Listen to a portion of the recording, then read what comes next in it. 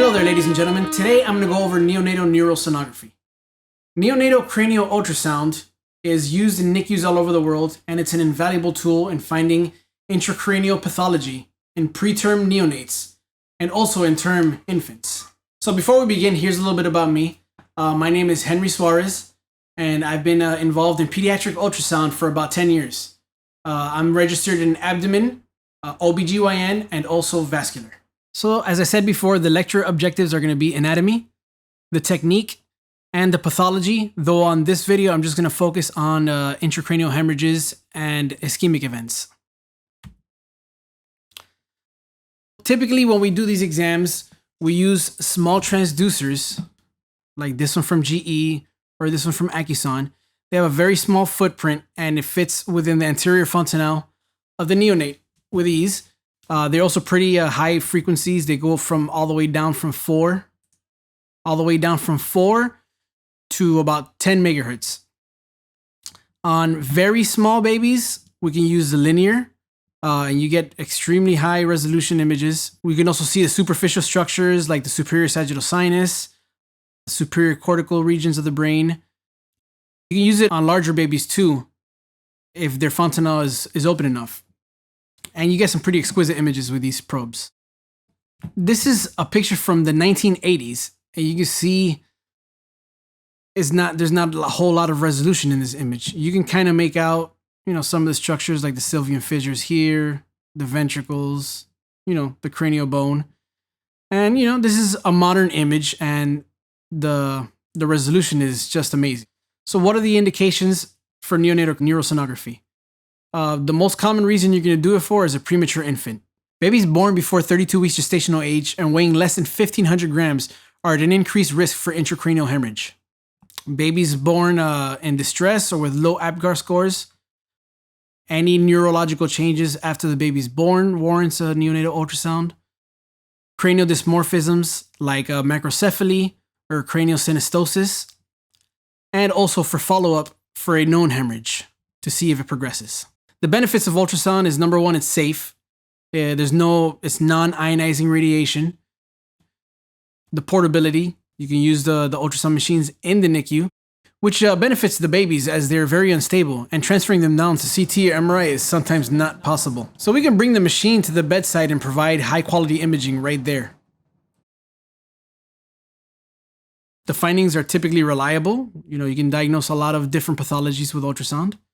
It's relatively inexpensive, especially when you compare it to MRI and CAT scan. And you could also produce serial imaging. You can scan the babies every day if you need to see progression of hemorrhage or to even see the maturation of the neonatal brain tissue. So let's begin with the anatomy. The brain is divided into 3 main sections. The cerebrum or forebrain, which is this section right here. It's the most cephalid portion. The cerebellum, also known as the hindbrain, and the brainstem. So below the cerebellum all the way down into the spinal canal is the brainstem. The brain has many convolutions known as gyri and sulci, as you can see right here. And they're furrows and ridges. And this allows the brain to have increased surface area so we can have more brain tissue within the size of a human skull. So to begin with, the cerebrum is divided into 4 sections. You have the frontal lobe, which is this yellow section right here, which is divided by the central sulcus.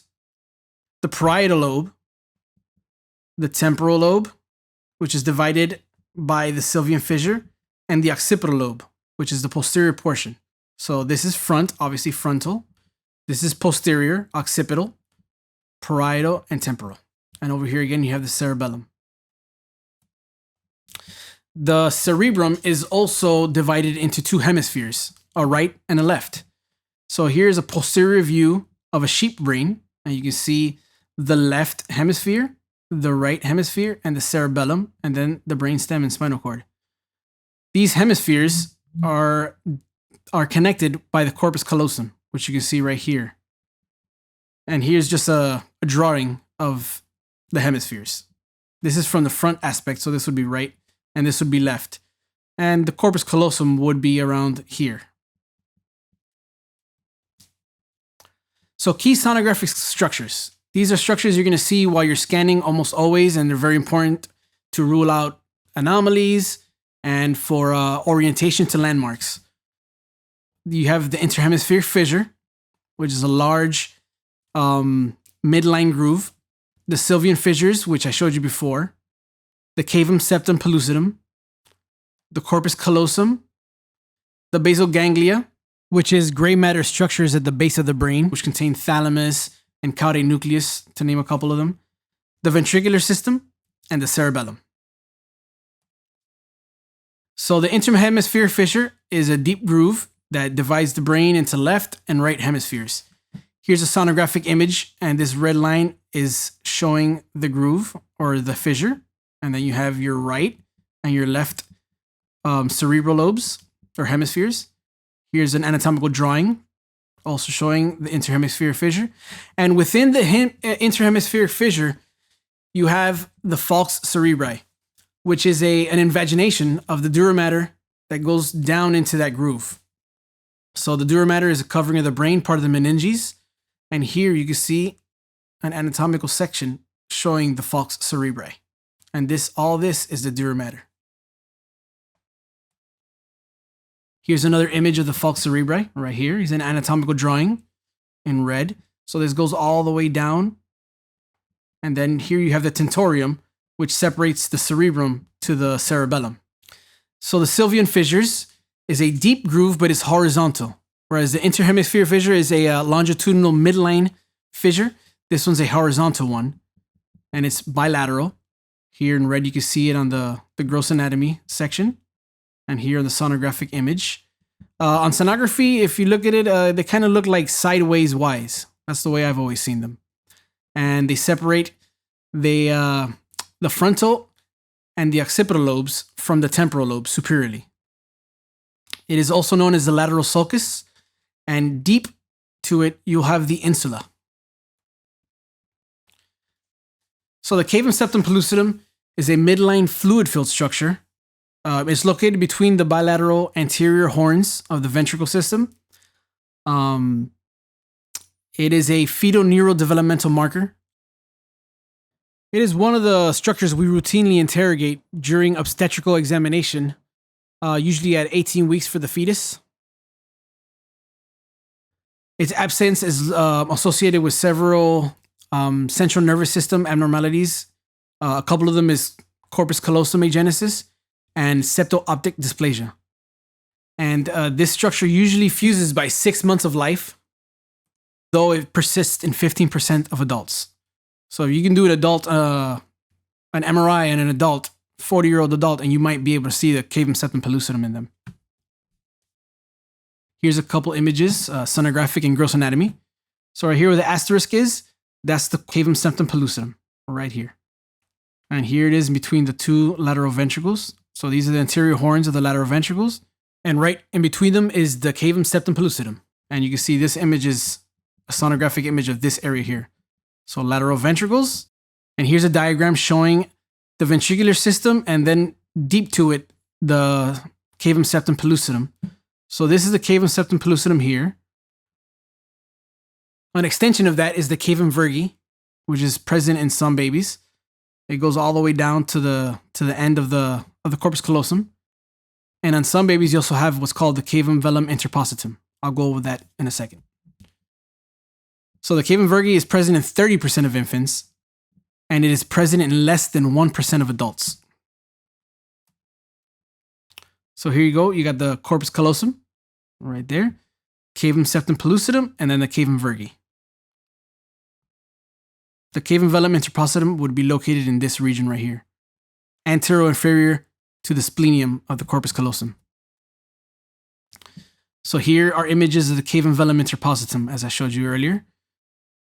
Corpus callosum, cavum VELLUM interpositum. On this baby, you can see the CSP or the cavum VERGAE are not even present. They've already been obliterated. So on these structures, it's good to place Doppler to rule out vein of Galen aneurysm or any other type of venous aneurysm. And the cavum VELLUM interpositum is not associated with any congenital abnormalities. All right. The corpus callosum is a very important structure. It's a very large bundle of fibers that connects both sides of the hemispheres. As you can see, the fibers crossing over right here. So this is one hemisphere, right, left, and then the corpus callosum crossing over. So all these are nerve fibers, and then they cross over, and they allow communication between the two hemispheres. It is the largest white matter structure, and it contains about 200 million axons. The components of the corpus callosum are the rostrum, or anterior inferior part, the genu, which is also anterior, the body, and then the splenium. It is important in eye movement, cognition, and tactile localization. So wherever you're able to feel structures and how they relate to you in 3D space. And they have been reportedly larger in females in some studies. Perhaps that's why women's brains talk better to each other. Who knows? So here's a sonographic coronal image of the corpus callosum. Right here you can see the white matter tracks going out. Interhemispheric fissure, corpus callosum, CSP, the lateral ventricles. Here's a sagittal image, and then a gross anatomy image showing the same section. So here's the rostrum, anterior inferior to the genu, which is this portion here. And then this is the body of the corpus callosum. Some also term this the truncus. And here you have the splenium. So here again, rostrum, genu, body, and splenium. And then, right below it, you have the CSP, a little bit of CAVUM VERGAE here. All right, so the basal ganglia is a collection of gray matter structures at the base of the brain, as I said earlier. It is very important in motor learning, eye movement, and motivation. The components, a few of the components at least, are the thalamus, the caudate nucleus, the globus pallidus, and the putamen. Within the caudate nucleus and the thalamus, we have a section called the caudothalamic groove, which is very important for sonography. So here you go. You got the head of the caudate nucleus here, the thalamus. Here's your echogenic choroid plexus. And then this section here is called the caudothalamic groove. So if you see any echogenicities here of the same or more to the choroid plexus, that's a hemorrhage. All right, the ventricular system is a series of fluid-filled chambers in the brain. They contain cerebrospinal fluid. They also contain the choroid plexus, which produces that fluid. And some of the components are the lateral ventricles, which you have a right and left one. The third ventricle, which is beneath the right and left lateral ventricles.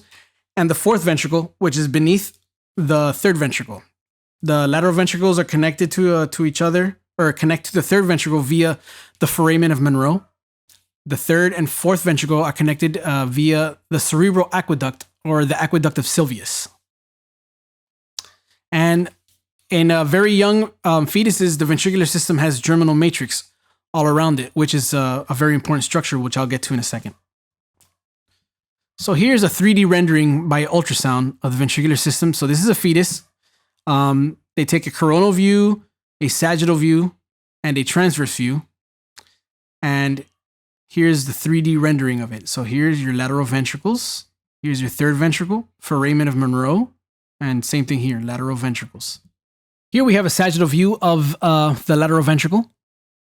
You have the anterior horn, the body, the occipital horn, and the temporal horn. Within the lateral ventricle, you have the choroid plexus and the anechoic cerebrospinal fluid. Here's a coronal view. Again, the lateral ventricles, CSP here in the middle, foramen of Monroe, and then the third ventricle. And here's an anatomical illustration of the ventricular system. The third ventricle, located right between below the lateral ventricles, and as I said right now, connected by the foramen of Monroe. It's this structure right here. Here you have some choroid plexus at the roof of the third ventricle. It's filled with cerebrospinal fluid. On a lot of babies, you will not see such a clear view of the third ventricle because it's a lot smaller. Right here in the center, this echogenic structure is known as the massa intermedia, connects to both sides of the thalamus. The third ventricle is connected to the fourth ventricle via the aqueduct of Sylvius, also known as the cerebral aqueduct.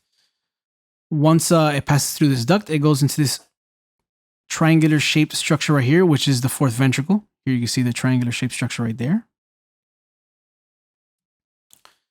The germinal matrix, very important structure, present in premature infants. It's a fetal structure. It involutes by 36 weeks. It is very important because this is where the bleeds in preterm infants begins. The germinal matrix is a highly vascularized network of premature neural cells that become glial cells.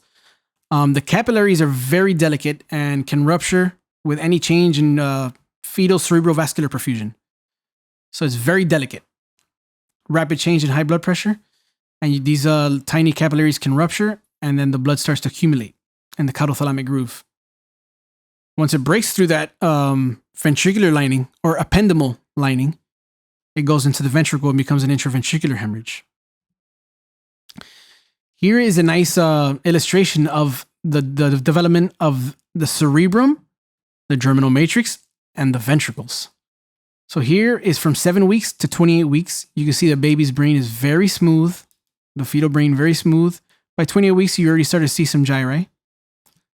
And the germinal matrix, as you can see, is present around all of the ventricular system. It's a lot of tissue. As the baby's brain starts to develop and get bigger, the germinal matrix begins to involute, as most of the cerebral tissues has been built. And by the time the baby's born, most of the brain is already, though premature, is already developed. And here you can see the ventricular system. Very early on, baby brains are almost completely ventricles. Then as the cerebral tissue keeps on building and developing, the ventricles, although they're the same size, appear a lot smaller in comparison to the brain. Choric plexus, very important structure, is located within the lateral ventricles. It is made up of a network of epithelial cells, capillaries, and connective tissue. This tissue is located in the lateral ventricles. It is also located in the third ventricle and a little bit in the fourth ventricle. Though we typically on ultrasound only see them in the lateral ventricles and a little bit in the roof of the third ventricle. This tissue creates the cerebral spinal fluid that's within the ventricular system and the spinal cord. And it also is known to filter wastes. All right, so the standard views on sonography, the most frequent one being the anterior fontanelle. So you place your transducer right here in the soft spot of the baby's cranium, and you scan sweeping anterior to posterior and coronal views and left to right and sagittal views. So here are your 6 standard views for coronal. You see them right here. Sweeping from anterior to posterior. The first image is all the way anterior, and you can see the the interhemispheric fissure. You got your bilateral frontal lobes with the white matter. Here's your gross anatomy depiction of the same area. And then you also see the orbits. On very premature babies, you can see the outline of the eyes. You could also sometimes, if you angle anterior enough, see even the lens of the eyeball, which is very cool to see. All right, so the second view, a little bit more posterior. You got your CSP, lateral ventricles, third ventricle. Here you see CSP, lateral ventricles, very slit-like, which is normal. And you can't see the third ventricle because this picture might be a little bit too anterior, or the third ventricle is so slit-like that you can't see it. And then you have your Sylvian fissures, what I like to call the sideways Ys. All right, third image, a little bit more posterior. You have your corpus callosum, very important structure, corpus callosum. Here you have your cingulate gyrus. You have choroid plexus in the lateral ventricles, and here's choroid plexus in the roof of the third ventricle. In this image right here, that's the choroid plexus, very tiny, hard to see. But if you were to zoom this image up, you would be able to see them a little better. Third ventricle, Sylvian fissures, right here, these, and then your temporal lobes, right there. All right, so Fourth image, a little bit more posterior, you have your corpus callosum, which is already beginning to be the posterior part known as the splenium. You can still see some of the Sylvian fissure. You have your tentorium, which tentorium, you can just think tent. Tent is triangular, or at least, some of the camping tents I've seen are triangular. And then you got your cerebellar hemispheres, cerebellar vermis, which is the midline, and then the cisterna magna. All right, so fifth image is through the level of the chori plexus. Also, this part of the chori plexus is the largest part, is also known as the glomus. It's located within the lateral ventricles. Here you can see an anatomical depiction of it. Very lumpy looking like tissue. And then you have your periventricular white matter, which is very important. A key to notice is that the periventricular white matter is echogenic, but it shouldn't be more echogenic than the chori plexus. If that's the case, then you have to wonder if there's any ischemia and worry about periventricular leukomalacia. And then the last image posteriorly is of the parietal lobes and the white matter, interhemispheric fissure, and you can see the cranial bone very clearly here. So your sagittal views begin with your first one as this midline, second one through the level of the caudothalamic groove, which is right here, and then your lateral ones, which are of the periventricular white matter and the lateral sulcus or Sylvian fissure. So here's your midline view.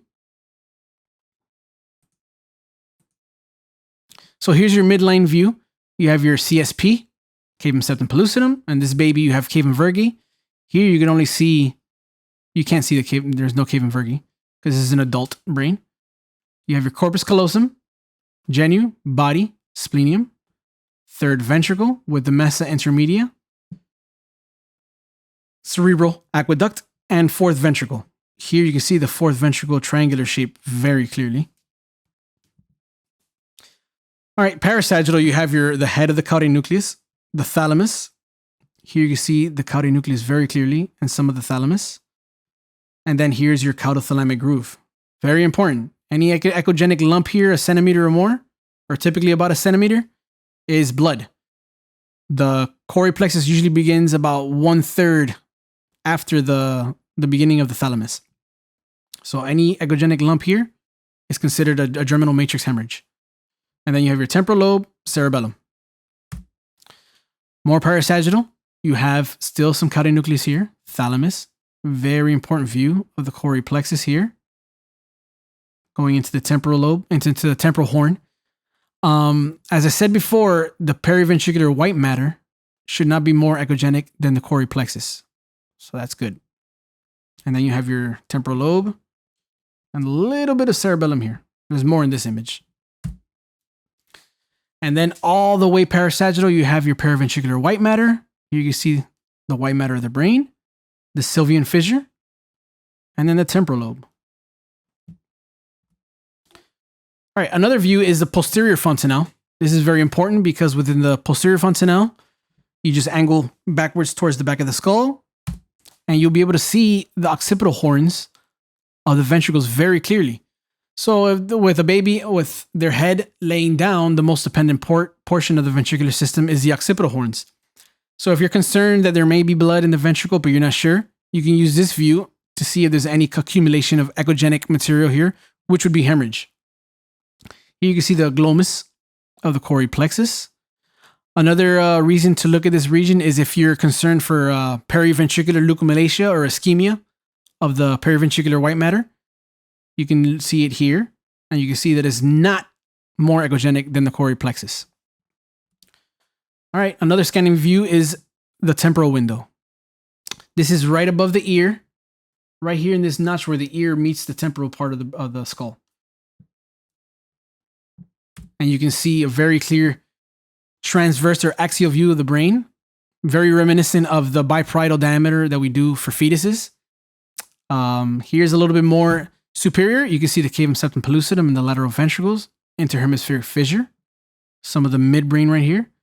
And then when you angle a little bit more, all you see is the bilateral hemispheres, the Sylvian fissures, cerebellum, You'll be able to see if there's any increased cerebellar fluid or agenesis of the vermis, any type of posterior fossa cyst.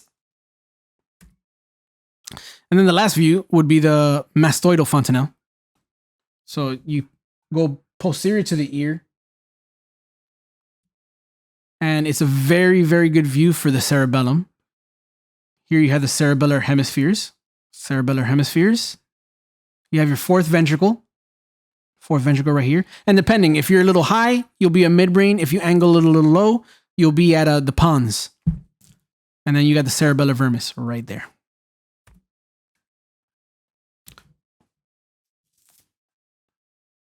All right. So in another video, I'll go over the pathologies, mainly the intraventricular and subependymal hemorrhages.